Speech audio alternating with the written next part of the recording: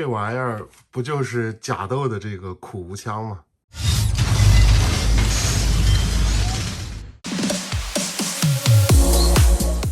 在之前的节目里面呢，我们给大家介绍过今年最新的假面骑士 Vice 的变身腰带。那么今天呢，我们就一起来看一下假面骑士 Vice 的这把名为盖印爆裂器50的武器吧。那实际上这个武器呢，在剧中它应该是只属于 Revive 的啊。Vice 的那个武器呢，也就是从手机变成手枪的那玩意儿，目前还没有发售。之后呢，如果有机会的话呢，再给你们做视频介绍。好，那么闲话少说，我们赶紧把玩具从包装盒里面取出来，然后来看一下主体部分的表现到底如何吧。那么一看到这个主体的时候呢，我就觉得这次的尺寸啊，我们跟腰带对比一下啊，就可以发现其实做的还是挺大的。一般来说 DX 的武器呢，在尺寸上会有所缩水，但是今天的这把盖印爆裂器50，我觉得即便是我一个成年人拿在手上都没有什么违和感，还是挺不错的哈。然后在玩具的主体方面呢，正面这个地方可以看到是采用了电镀的涂装，然后这里呢是有金属色的涂装，其他部分呢就是金属的塑料原色了，也是可以看到一点点的水纹啊。然后透明零件部分呢，内部也是跟主体的腰带一样，是采用了这种6边形的网格状的纹理。那这个地方呢，它是采用软胶件，防止伤到小朋友嘛。然后背面呢，这里就是一些偷胶了。同时呢，武器的背面啊也是惯例，没有任何涂装的。这个地方呢是喇叭口。然后电池的话呢，出厂的时候就已经预先装好了，你只需要把绝缘片拔下来就可以开始游玩了。那实际上，如果你熟悉假面骑士的话，你会发现这把盖印爆裂器50在造型上呢是非常像甲斗的这个苦无枪的啊。那可以看到二者的造型确实很像啊，所以说这一波呢，我觉得万代的致敬玩的也是没毛病的哈。OK， 那么本身呢，这个武器并没有开关啊，拔下绝缘片之后呢，就可以直接开始玩了。那么我们拨动一下这个扳机，可以看到这个射击音效，包括它的光效呢是这个地方，但是枪口呢，其实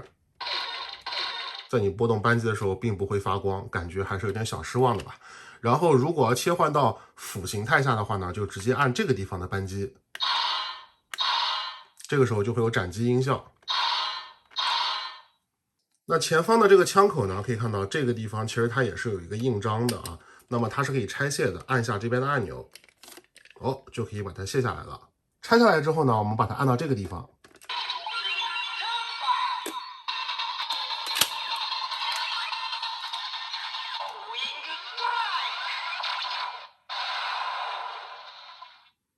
这就是枪形态下的必杀技了可以看到这个印上去之后呢，也是会有这个图案的但是我刚刚好像印歪了。然后这个图案，如果你想把它消掉的话怎么办呢？可以看到在这个地方有个像是枪栓一样的东西哈，给它推一下，那么这个地方的磁粉呢就被消除了。顺便可以看一下它们盖章的这个面板部分呢，虽然造型很像，但实际上二者呢并不是同模的，这个模具方面是有些区别的。OK， 下面我们来看一下俯形态下的必杀，还是一样，先给它按一下。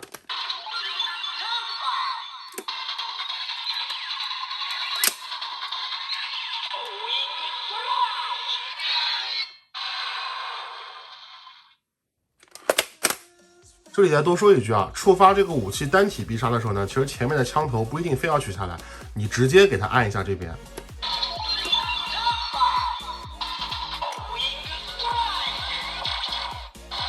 可以看到，一样是可以触发这个必杀音效的。然后呢，这个枪头我们给它取下来之后呢，来看一下可不可以和这个主体腰带进行联动。但你可以发现的是，它们的这个接口呢是完全不一样的啊。所以说这个玩意儿呢，它实际上也就只能跟武器联动，不能跟腰带联动。但是如果你想在这个地方给它盖一个这个章呢，倒是没有问题的啊。但是你插这边变身的话就不可能了。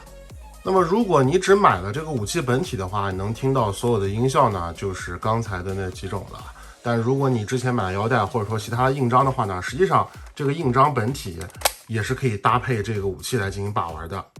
那么用印章触发必杀呢，就是首先也要给它先按到这个地方，然后把这个印章插到这个上面。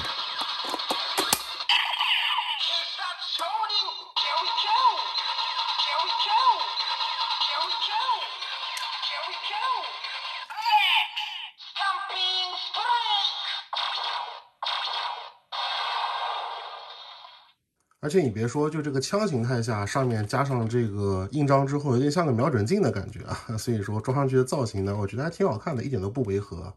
那么如果想把这个印章取下来的话呢，要按下这边的这个按钮，啊，这样就解除锁定了。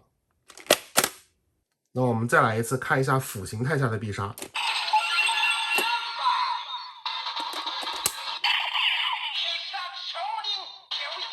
值得注意的是，插入对应印章的时候呢，这个部分光效的颜色是和这个印章对应的。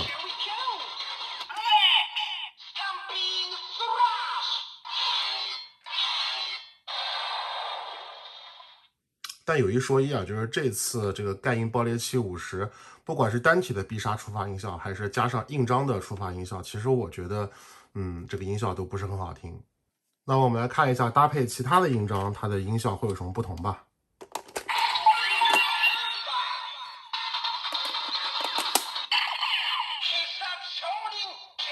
可以看到，这个时候光效呢就改变了。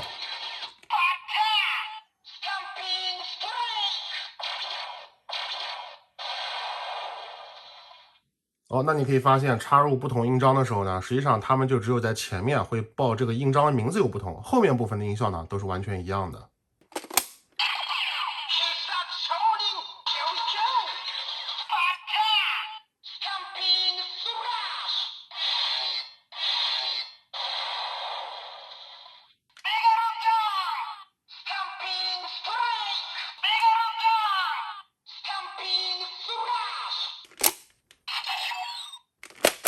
而且看到这儿，相信细心的朋友会发现，在这个枪的后半部分呢，它其实是有一个方形的凹槽的，但这个里面呢，其实并没有什么触发位点，就只是个凹槽。我猜测后续应该是会有什么扩展配件，通过上面这个地方和这个地方一起给它插进去，比如说可能会是一个枪托造型的扩展件啊，然后这个地方不是有红外线感应嘛，到时候可能就是通过这个地方感应出来之后呢，它可以触发一些新的音效什么的啊。那么因为这个武器其实本身的可玩性包括音效呢并不是非常多，所以说后续通过扩展配件的加入啊，能否增加什么可玩性的话呢，也是让我感觉比较在意的一个点。